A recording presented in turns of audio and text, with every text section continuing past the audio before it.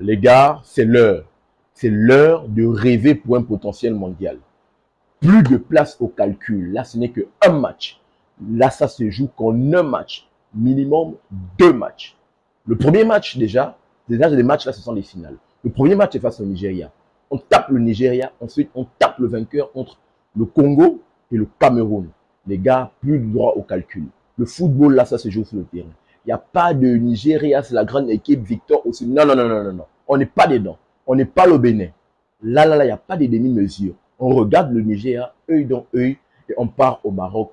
On tape cette équipe du Nigeria. Il faut montrer au Nigeria qu'ils n'avaient pas le droit. Ils n'avaient normalement pas leur place d'être dans ces barrages-là. Il faut montrer ça réellement au Nigeria. Oui, on n'a pas pu se qualifier pendant les qualifications devant cette équipe ivoirienne. Mais là, on a encore la possibilité de se qualifier. Oui, c'est un parcours de combattant, un parcours difficile. Le plus grand parcours, il faut se le dire, le plus grand parcours, c'est d'abord là pour ces qualifications continentales. Parce qu'au mois de mars, là-bas, pour les qualifications intercontinentales, il faut se dire, les équipes qui sont là-bas sont quand même assez abordables. Mais là, le parcours de combattant, c'est avec vos frères africains. Et la première chose, la première étape, c'est d'abord le Nigeria de Victor Osimhen. Après, il y a l'étape Cameroun, RDC. Dans cette vidéo, je veux qu'on revienne très rapidement par rapport au match de barrage qui va opposer le Nigeria et le Gabon. Dans une prochaine vidéo, je vais revenir également, bien évidemment, pour parler du match entre le Cameroun et la RDC. Voici bien évidemment l'objet de ma vidéo. Salut les gars, salut les amis. J'espère que vous allez bien. Les barrages arrivent à grands pas. Elles vont se dérouler la semaine prochaine, vu qu'on sait qu'il y a la trêve internationale la semaine prochaine. Excusez-moi du bruit, il y a la pluie, bien sûr. Vous savez que je suis au Gabon actuellement. Et au Gabon, période tropicale, il y a des pluies. Et le Gabon, bien sûr, c'est un pays vraiment avec des pluies juste extraordinaires. Donc, le Gabon va jouer cette équipe du Nigeria pour le premier match du barrage. De l'autre côté, on aura également le match de barrage qui va opposer la Côte d'Ivoire face à cette équipe de la RDC. Dans cette vidéo, je vais qu'on revienne très rapidement pour que je vous donne ma vidéo, pour que je vous donne mon pronostic par rapport à cela. On va faire une vidéo en long, une vidéo analyse autour de cela. Déjà, je vais dresser un chapitrage pour toutes les personnes qui sont assez pressées. Vous aurez la possibilité de cliquer sur le chapitrage, bien évidemment, en description et d'aller aux différents points. Le premier point déjà de ce qu'on parle, c'est une introduction. Ensuite, on va mettre l'état des formes. On va mettre les forces en présence pour voir comment les deux équipes vont arriver. S'ils arrivent en forme, s'ils arrivent de façon un peu en demi-teinte, on va voir cela pour l'état de forme. On va également regarder l'historique des confrontations entre ces deux équipes, si elles se sont déjà affrontées à plusieurs reprises et dans quel genre de circonstances.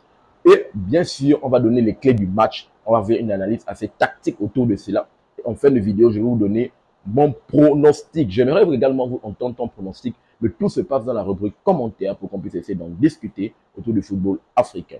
Je tiens toujours à rappeler, et c'est le plus important, sur ma chaîne, je pousse et je mets en avant le football africain autour des différentes compétitions africaines de football. Donc, si toi, tu es un amoureux du football africain et que la thématique te parle, je t'invite à faire ces 3 choses. À t'abonner, partager massivement les vidéos et activer la cloche de notification pour ne manquer aucune de mes sorties. Sans plus tarder, plongeons déjà pour le premier point pour parler de l'état de forme. Et là, je vais le plonger directement pour mon téléphone. Et on va aller sur l'application Match en direct parce que c'est l'application qui montre l'état de forme. Pour ma part, je pense que c'est assez pointilleux et assez détaillé pour parler de l'état de forme. Commençons d'abord par cette équipe du Nigeria. On peut voir que lorsqu'on essaie de voir les 5 dernières confrontations du Nigeria, là c'est soldé par des victoires. 4 victoires et un seul match nul. C'est des victoires face au Bénin. D'ailleurs, c'est la victoire qui lui a valu son ticket de qualification pour finir meilleur deuxième et se retrouver là dans ces matchs de barrage.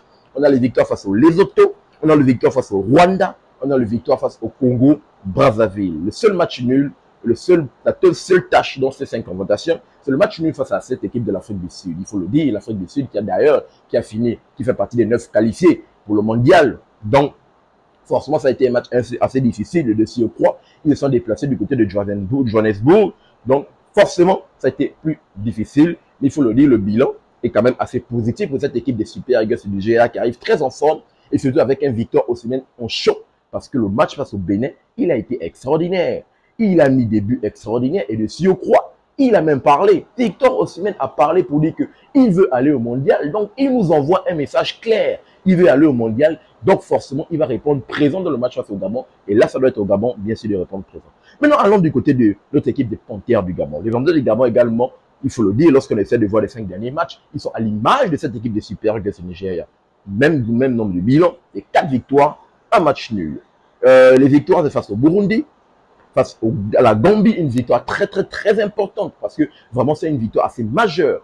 Lorsque je faisais ma vidéo pour parler des 9e et 10e journées, je disais que la 9e était une journée assez difficile parce qu'il fallait se déplacer du côté de la Gambie.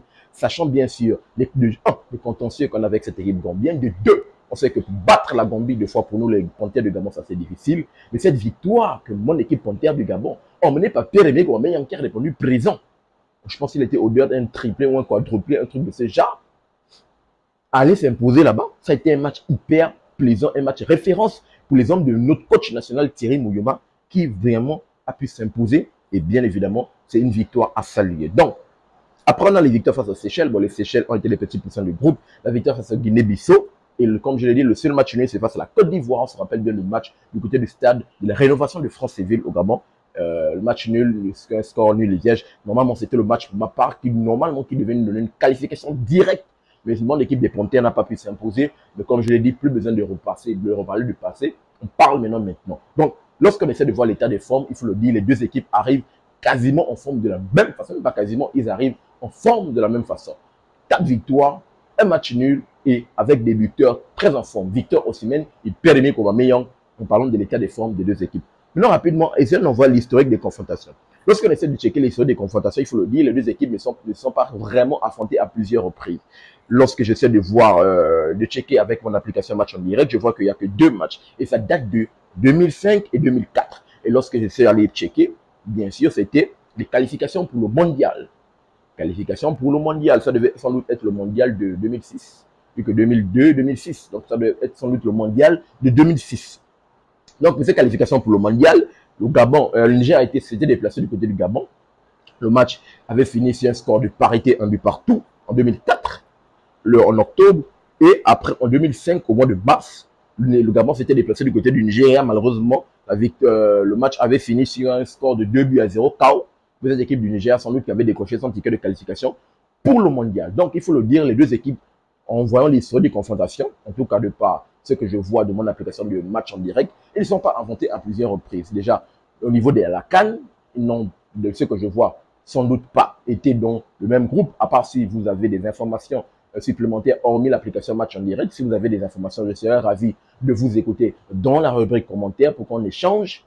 Mais de ce que je vois, au niveau de compétition africaine de la CAN, ils ne sont pas encore affrontés, que ça soit des matchs directs. Bon, c'est vrai que le Gabon également n'a pas tellement l'habitude des matchs directs. On s'est plus arrêté en quart de finale. Mais plus en phase de poule, les deux ne sont pas encore affrontés.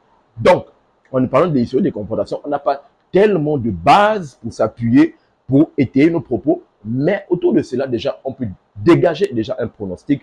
Voilà la passe décisive pour arriver bien sûr au clé du match. Maintenant, parlons du clé du match. Il faut le dire. Comme je l'ai dit tantôt, les deux équipes arrivent en pleine forme. Du côté des Super Eagles, ils reposent sur des joueurs qui vont très vite. Que ce soit Ainacho, que ce soit Lukman sur le côté, que ce soit Moses, c'est quoi Moses, non? Moses, c'est également son nom, je l'oublie. On attaque avec Victor Osimhen qui est complètement en feu, qui a la capacité de marquer des buts de la tête, la capacité de marquer des buts sur des frappes, la capacité de prendre les ballons dans la profondeur. Victor Osimhen était vraiment un attaquant complet, capacité de mettre les buts de renard de surface juste au second poteau, être à la réception des ballons, des tappings. Donc, on a un Victor Osimhen qui est très en chaud, que ce soit avec son club, mais également avec sa nation. D'ailleurs, comme je l'ai dit, la victoire face au Bénin a permis à ceux qui se qualifient pour ces matchs de barrage. Et comme je l'ai dit pour nous, ils ne devaient pas se retrouver là. Il faut montrer qu'ils n'avaient pas leur place là. Et là, ça doit bien sûr se jouer face au Gabon. Donc, il faut dire du côté du Nigeria, quand même, il repose sur des joueurs qui sont très en flèche, mais également sur une défense avec Calvin Bassey, avec Ekong, le capitaine, avec également un milieu quand même assez intéressant, on a pu le constater. Donc, ils ont quand même un jeu assez solide.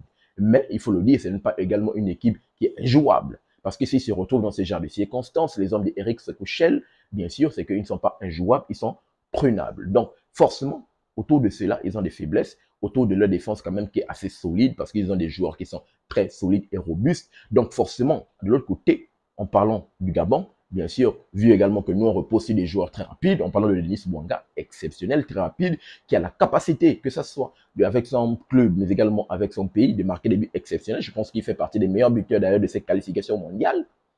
Que ça soit Pierre-Emile Romain qui a montré des choses intéressantes, bien évidemment. Que ça soit également d'autres joueurs. On a également un milieu quand même assez intéressant avec Ibrahim, donc, qui est de retour dans ce milieu de terrain, qui font une triplette avec Mario Lemina et Guilor Konga. Avec une défense quand même avec Nick Anfia, le petit de côté de Manga Sport, avec Ekwele Manga. Vraiment, on a cette paire-là entre la jeunesse et l'ancien. Parce que le petit Nick Anfia, quand même, je le trouve très intéressant.